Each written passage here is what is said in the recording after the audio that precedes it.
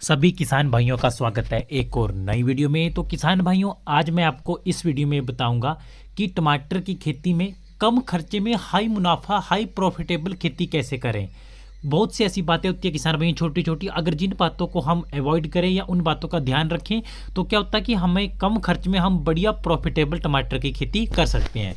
तो आपको पूरी जानकारी दूंगा। अगर जानकारी आपको अच्छी लगे, इन्फॉर्मेटिव लगे तो लाइक जरूर करना वीडियो को, कमेंट करके जरूर बताना आपको वीडियो कैसी लगी और कहाँ से आप हमारी वीडियो को देख रहे हैं, और ज़्यादा से ज़्यादा वीडियो को शेयर करना ताकि मेरे को भी सपोर्ट मिले और मैं आपके लिए हमेशा ऐसी बढ़िया से बढ़िया इन्फॉर्मेटिव जानकारी लेकर आता रहूँ।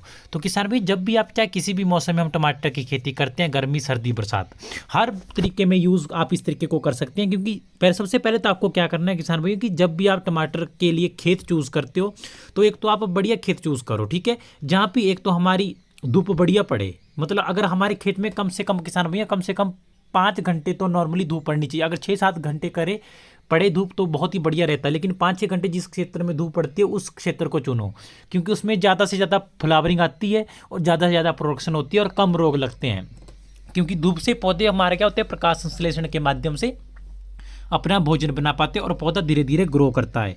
और अच्छे से जब खेत की जुताई करते हो तो 3-4 बार खेत की जुताई करनी चाहिए। मिट्टी भूरी मतलब अकेला अकेला हर कण कण मिट्टी का अलग होना चाहिए। मिट्टी बिल्कुल सॉफ्ट होनी चाहिए, जिसमें कि पौधे या जब भी हम नर्सरी लगाते हैं टमाटर की तो जड़ें होती है हमारी अच्छे से विकास कर सके, जड़ें अच्छे से बिखर सके और मिट्टी में उसको अपना सके, ठीक है। क्योंकि जिस तरीके में हम नर्सरी लगाते हैं, नर्सरी हम गोबर खाद में देते हैं तो मिट्टी में हमारे उतने पोषक तत्व कम होते हैं जितने कि हम नर्सरी उगाने के लिए लगाते हैं। तो इस बात का आपको विशेष ध्यान रखना है। और दूसरी बात कि आपको सबसे ज़्यादा खर्च आता है किसान भाइयों खादों के ऊपर, जो हम खादें डालते हैं, माइक्रो न्यूट्रिएंट्स डालते हैं या हम फर्टिलाइज़र डालते हैं। तो मैं आपको यही रिकमेंड करूंगा किसान भाई, जैसे मैं आपने मेरी हर वीडियो देखी, मैं हर वीडियो में आपको यही रिकमेंड करता हूं कि आप रासायनिक खादों का बहुत ही कम रेयर प्रयोग करो। मैं भी 90% गोबर खाद का ही प्रयोग करता हूँ और 10% मैं अपनी रासायनिक खादों का प्रयोग करता हूं। आप क्या करो, जब खेत की जुताई करते हो, खेत तैयार करने लगते हो, उस टाइम गोबर अच्छे तरीके से फेंको, सड़ा हुआ गोबर उसको आप फेंको, या आप कच्चा गोबर उस टाइम फेंक सकते हो। उसके बाद फिर से जुताई करो तो वो मिक्स हो जाएगा और मिट्टी में बढ़िया एक फर्टिलाइजर बन जाता है। और जितना ज़्यादा आप गोबर खाद डाल सकते हो उतना ज़्यादा डालो, क्योंकि गोबर खाद से क्या होता है कि एक तो हमारी मिट्टी का पीएच मान होता है वो सेट रहता है, जो कि टमाटर की खेती के लिए एक नॉर्मल चाहिए होता है, उसके अकॉर्डिंग हमारा सेट रहता है। अदरवाइज क्या होता है कि जितने हम रासायनिक खादें डालते हैं उनसे हमारा पीएच मान भी अपसेट हो चुका है, मिट्टी में जल ग्रहण करने की क्षमता है वो भी खराब हो चुकी है। क्योंकि आजकल आपको पता है कि सूखा ज़्यादा लगता है बहुत सी जमीन में, लेकिन जिस क्षेत्र में आप गोबर खाद फेंकते हो उसमें सूखा बहुत कम लगता है, बहुत रेयर लगता है। ये है गोबर खाद के फायदे। एक तो जल ग्रहण करने की क्षमता भी ज़्यादा बढ़ जाती है इसमें, क्योंकि हमारे मॉइस्चर और जो मॉइस्चर भी इस मात्रा में रहता है गोबर खाद में जितना हमारी खेती के लिए आवश्यक हो। हाई लिमिट में नहीं होता है कि हमें खेती को जो काफ़ी हानि पहुंचाए, इस प्रकार का कुछ भी नहीं होता। तो उस बात का आपको विशेष ध्यान रखना है। और जब आप पौधे लगा देते हैं किसान भाइयों तो आप कम से कम 1.5 से 2 फीट का फासला रखो पौधे से पौधे का। ये आपके लिए बहुत बेस्ट है, क्योंकि एक तो देखो किसान भाइयों, अगर आप गोबर खाद के ऊपर करना चाहते हो तो बढ़िया है, क्योंकि अगर 1 फीट के बाद 1.5 या 2 फीट पे आप टमाटर का पौधा लगाओगे तो क्या होगा कि हर पौधे को एक अपना अपना क्षेत्र, अपना अपना स्थान मिल जाएगा जड़ों के लिए पौधे की, जिससे कि वो अपने पोषक तत्व ले सकें, जिससे कि पौधे की ग्रोथ हो। क्योंकि जितना ज़्यादा एरिया होगा उतनी ज़्यादा पौधे की जड़ें एक क्षेत्र में फैलेगी और उतनी ज़्यादा हमारे पौधा ग्रोथ करेगा, पौधे की ग्रोथ हमारी बढ़ेगी। इस बात का आपको सबसे ज़्यादा जो किसान भाइयों की रिपोर्ट आती है या किसान भाई बताते हैं कि हमारे पौधों में प्रोडक्शन ही नहीं लग रही है, या फूल ही नहीं आ रहे हैं, या फलों का साइज ही नहीं बन पा रहा है। तो किसान भाई सबसे मेन रीज़न ये होता है कि अगर हम ज़्यादा से ज़्यादा नज़दीक पौधे लगा दें, या 1 इंच पे लगा दें या 1 इंच से कम पे लगा दें, तो बहुत ही ज़्यादा क्या होता है कि पोषक तत्व नहीं मिल पाते जड़ों को। जड़ों से पौधा ऊपर को पत्तों तक और पतनों तक हमारे भोजन भेजेगा, पोषक तत्व भेजेगा, जो हम खाद डालेंगे वही भेजेगा। लेकिन जितने ज़्यादा हम इकट्ठे इकट्ठे लगा देंगे पौधे, कम डिस्टेंस रखेंगे, तो क्या होगा कि पोषक तत्व होगा वो हर पौधे को पर्याप्त मात्रा में जितना चाहिए होता है उतना नहीं मिल पाता है, जिस कारण खेती हमारी बहुत ही ज़्यादा हमारी ख़राब हो जाती है। फलों का साइज़ नहीं बन पाता है। फल तो हमारे लग जाती है, क्योंकि जब तक फल लगने होते हैं तब तक हमारा थोड़ा सा होता है तब, लेकिन फिर धीरे धीरे हमारा ख़राब हो जाता है। तो इस बात का किसान भाई आपको विशेष ध्यान रखना है। तो आपको जितने ज़्यादा हो सकते हैं दूरी दूरी पे आपको पौधा लगाना है। और किसान भाई जो कम खर्चे में हम बढ़िया प्रोडक्शन निकालना चाहते हैं, तो अगर हम पौधे भी बढ़िया कामयाब कर लेते हैं तो किसान भाइयों रस्सी बांधना भी एक बहुत ही बड़ा अहम रोल अदा करती है, जो हमारा एक भूमिका होती है, ठीक है। क्योंकि अगर आप रस्सी बढ़िया तरीके से बांधोगे।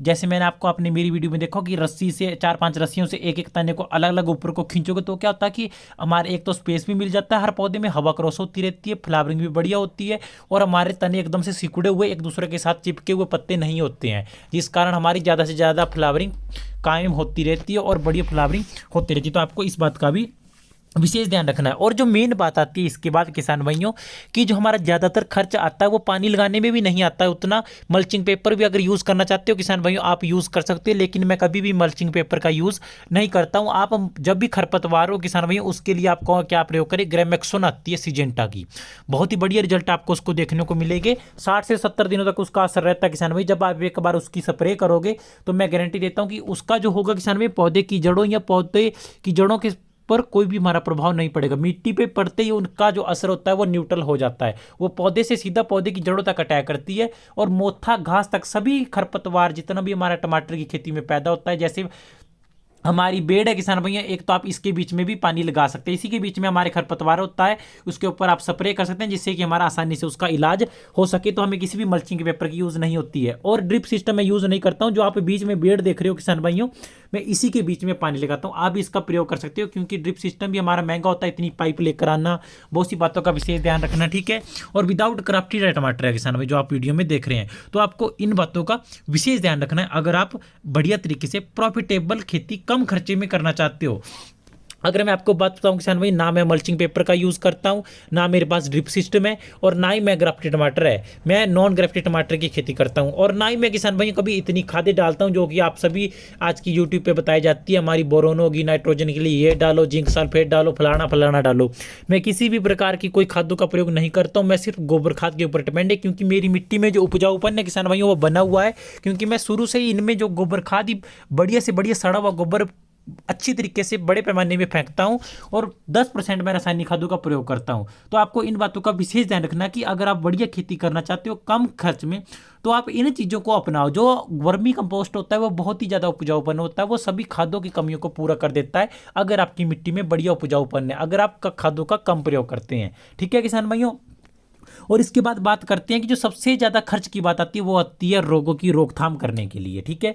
तो हमारे बहुत से नए नए किसान भाई आ रहे हैं, वो मार्केट में आ रहे हैं आज के टाइम पर, तो क्या करते हैं कि वो जब भी कोई रोग लगता है तो शुरू में पता नहीं होता है कि ये कौन सा रोग है, कौन से इसके लिए स्प्रे लगेगी जो इससे कि ये रोग कंट्रोल किया जा सके।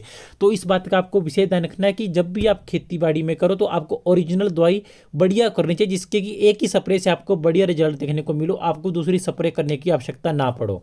और मैं आपको एक बात बताना चाहता हूँ कि अगर आप एक कंटिन्यूसली 6-7वें दिन बरसात में और हमारे गर्मी में 5वें दिन एक हमारी फंगीसाइड, दूसरी हमारी इंसेक्टिसाइड, एक आप एक्तारा ले लो सिजेंटा की, बहुत ही सस्ती है, बढ़िया है, बढ़िया रिजल्ट दिखने को इसके भी आपको मिलते हैं, और हमारी फंगीसाइड, इन दोनों का अगर आप प्रयोग करते रहते हैं किसान भाइयों 7वें दिन, तो किसान भाइयों मैं लिख के देता हूं कि अगर एक रूटीन से आप चलोगे तो किसान भाइयों रोग लगने के चांसेस खुद ही कम हो जाते हैं, क्योंकि ज़्यादातर जो भी हमारे खेती में रोग लगते हैं वो मक्खी की वजह से लगते हैं। मक्खी हमारी खेती को हानिकारक होती है, वही ज़्यादा हमारी खेती को प्रभावित करती है।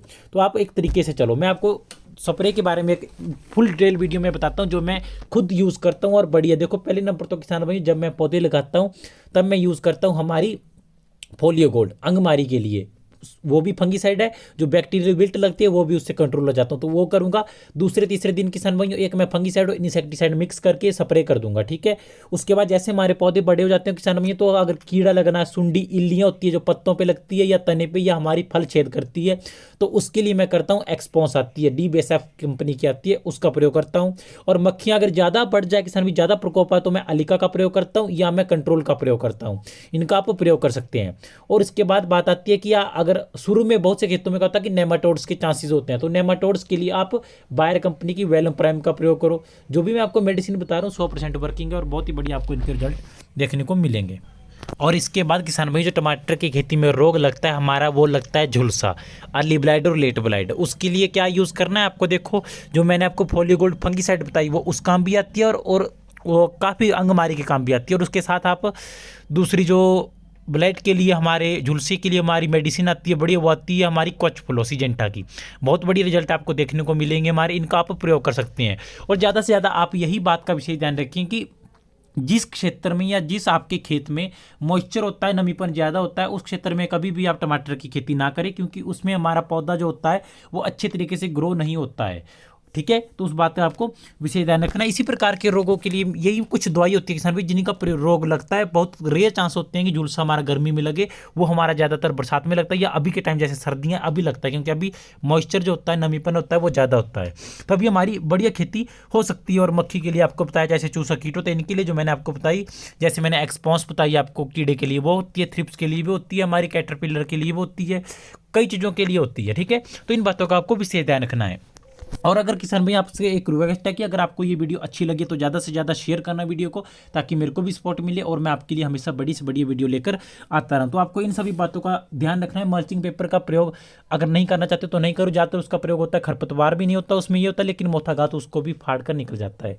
तो आपको ज़्यादा से ज़्यादा उसके लिए आप अगर खरपतवार पैदा हो जाता है तो ग्रेमेक्सोन का प्रयोग कर सकते हैं। एक बार उसकी स्प्रे करोगे तो उसके बाद हमारा खरपतवार नहीं होगा, मैं ग्रेमेक्सोन का ही प्रयोग करता हूँ। उस बात का आपको विशेष ध्यान रखना। ड्रिप सिस्टम की जगह आप जैसे मैंने आपको बताया बीच में बेड़ है हमारी, इसमें आप पानी लगा सकते हो, नमीपन बना रहता है, और किसी भी प्रकार के पाइप बिछाने की और पाइप को उठाने की हमें कोई भी आवश्यकता नहीं होती है, और रस्सी भी अच्छे तरीके से बांधें। ठीक है, तो किसान भाई आज की वीडियो में इतना से, तो मिलते हैं किसी नई वीडियो में।